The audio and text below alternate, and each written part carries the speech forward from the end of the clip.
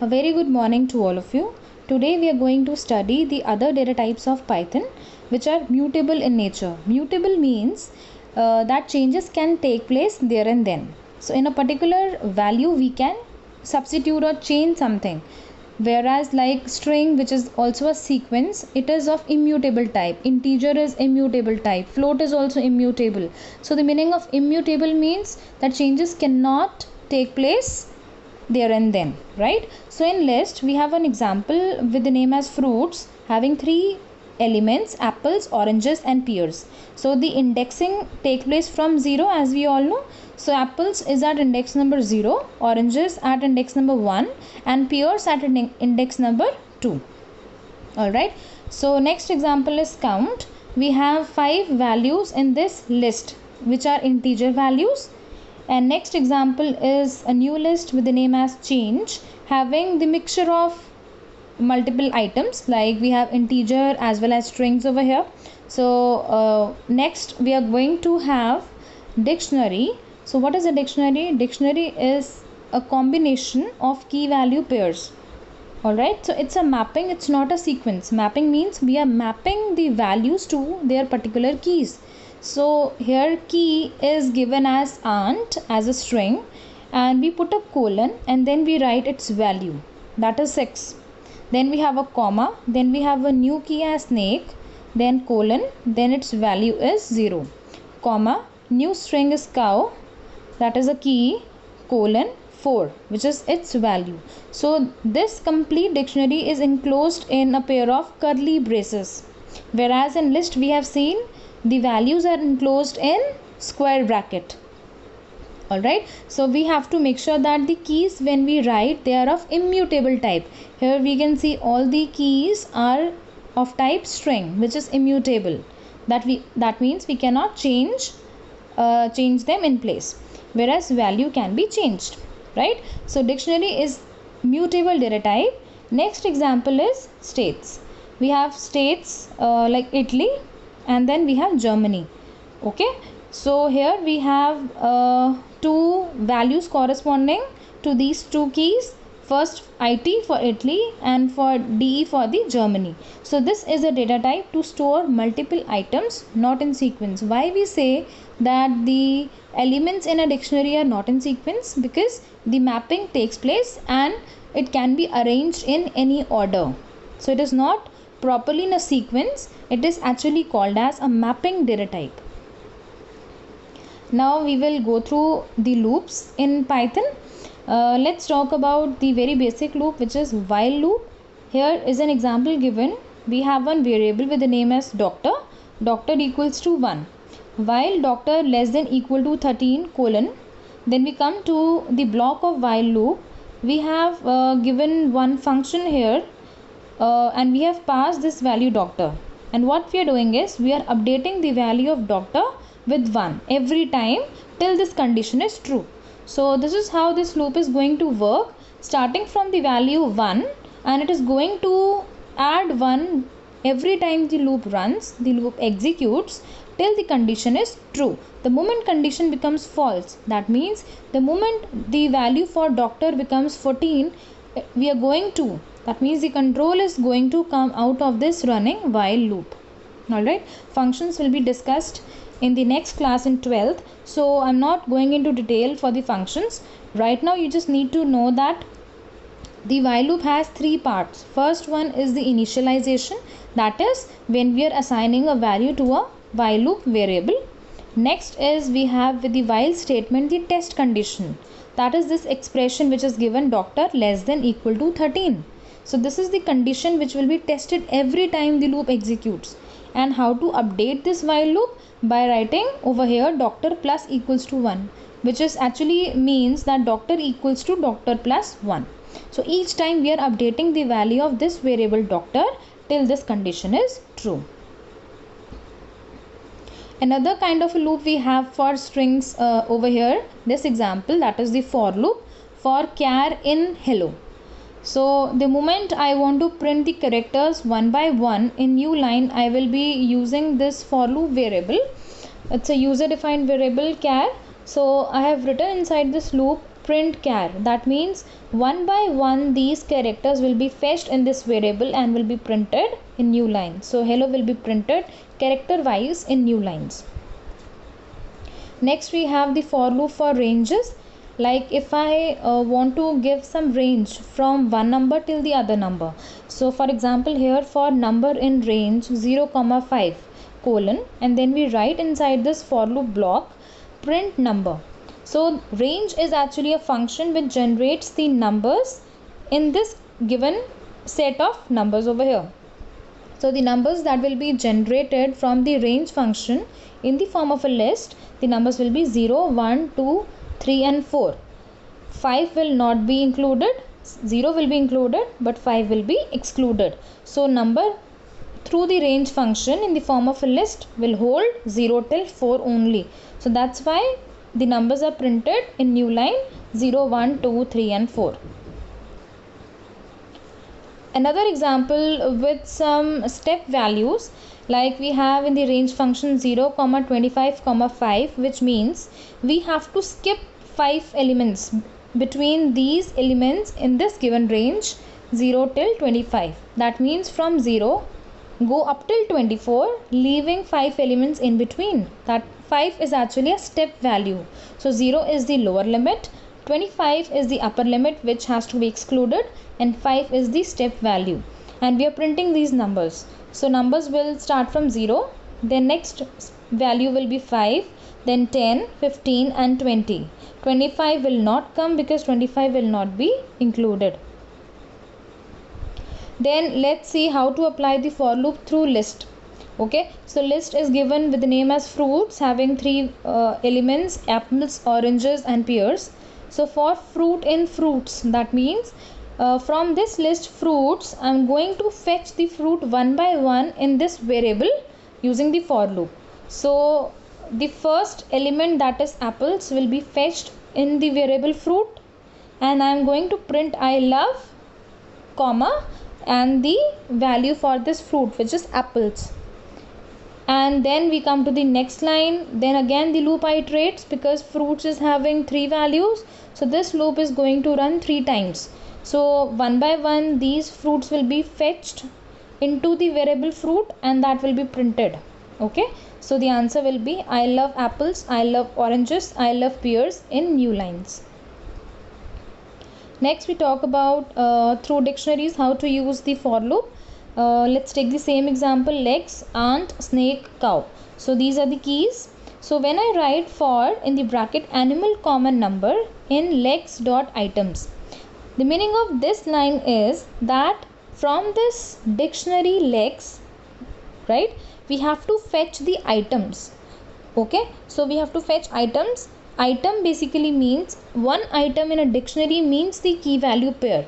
So the first item in this dictionary is ant and 6. Okay, second item will be snake and 0, and third item will be cow and 4. Okay, so when the first item is fetched, they will be fetched in 2 variables here. One is for the key and one is for its value. So key will be fetched into this variable animal and the corresponding value will be fetched in the variable number. Alright, and then we are printing in a format like this. We have a message that curly braces has curly braces legs. Then this is a message dot format animal common number. It's a way of basically printing. We can even avoid writing the format function. We can simply write the way we want to print. We have to simply print that this animal has these legs. Alright, so we are corresponding animal to their number of legs. So here what will happen, first of all in the item what will be fetched, ant and its value, that is 6. So ant has 6 legs. Next line snake has 0 legs, and third line cow has 4 legs. So this is how the dictionary works with the for loop. So for loop is actually iteration. We are iterating one by one to some specific number of times. Till the time we have the elements in a particular sequence, that many times the loop will run. Next is how to print a list. We have a simple list here with the name as 2 by, and we have 2 values, eggs and milk. So to simply print a list, we will use the print function. in the bracket we will pass this list name, and you can check the output will come as it is. Okay, if I want to print the first element of my list, I'm going to write using the square bracket and the index number. At index number 0 we have the item eggs, so print in the bracket 2 by 0 in the square bracket. So at this index number 0 the value corresponding is x.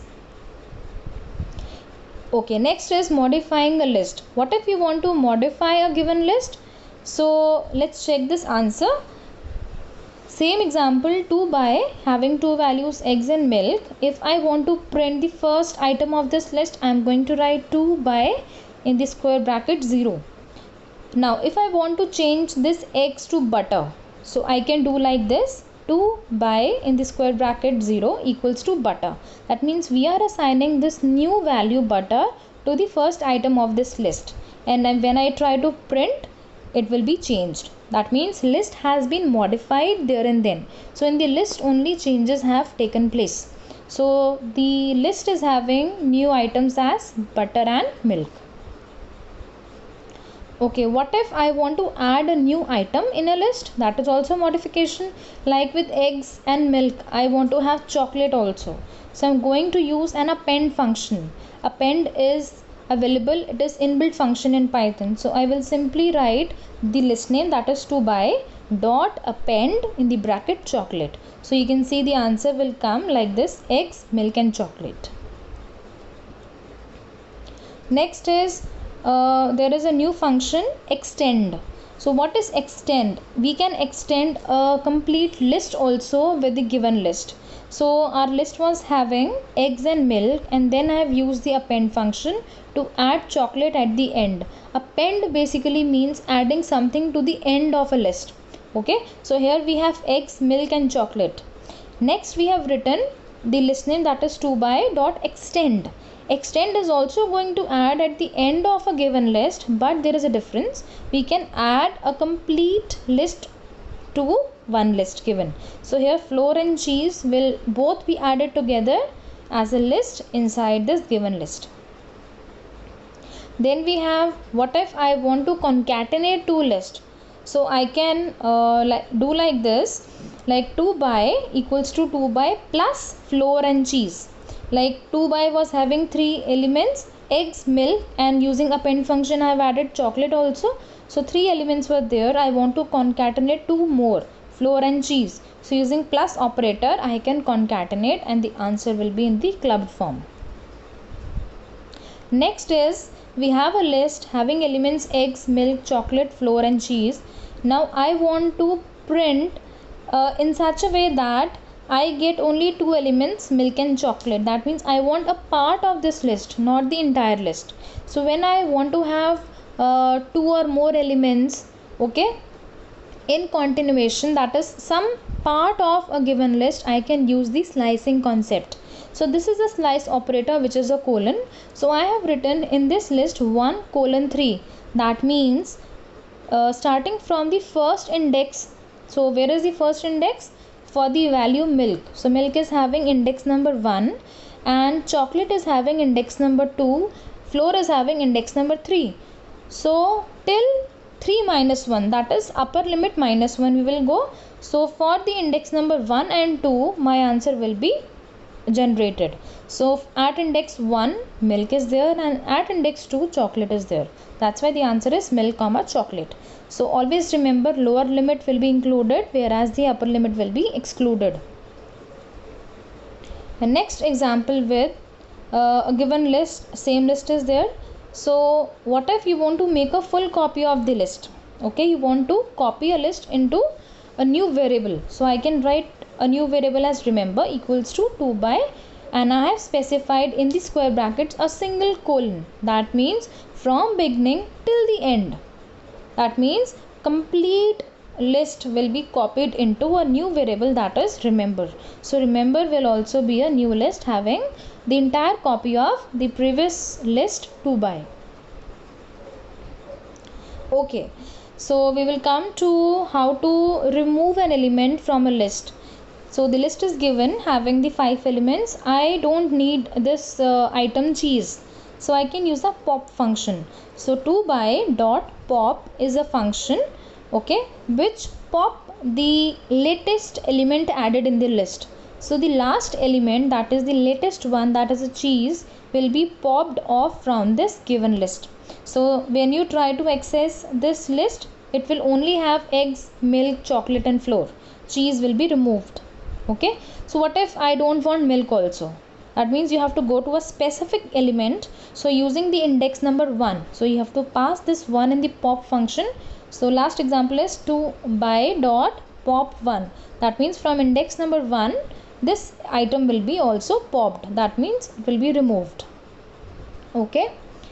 Next is using the remove function. We have a remove also.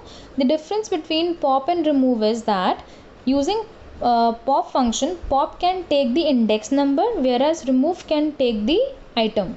If you know that which item to remove, you know the item name, then you can use the remove function. If you don't know which item to remove, you know the index number, that at index number 3 I want to remove something, then better to use the pop function. Pop take the integer index value, whereas remove takes the item name. So here remove is taking this name cheese will be removed, and next example remove is taking milk. Okay, both examples are same, only the difference is using of the functions pop and remove.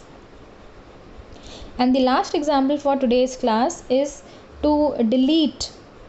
This is also similar, to delete from the value chocolate till the end. I don't want anything after milk, that means I want only eggs and milk. So I can use the del statement, del. It is a keyword in Python, del, then list name in the bracket 2:6. That means from index number 2 till index number 5, whatever is there, delete that. So at index number 2 we have the item chocolate. So chocolate, flour and cheese will be removed. Only we will be left with the list having 2 items, eggs and milk. Alright class, so that's all for today. We will do the continuation of this in the next class. Thank you.